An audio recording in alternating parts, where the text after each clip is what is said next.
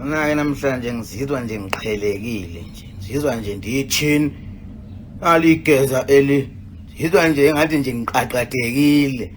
Ngathi nje ngiyinsimbi ye-18 kodwa futhi manje kuhambe bengathi ngiyi-16 kodwa futhi kube ngathi manje ngithini bethunana undenza ntoni. Ndisizwa nje ndenzekile, andazi into yokuba ndiva njani, but mangicinga ndayo indaba ngihambe ngizwe ngathi manje futhi ndincamncam, uyabona.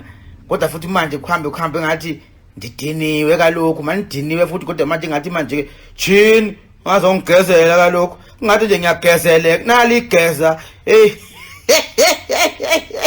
Shema Juna, kushaye tana.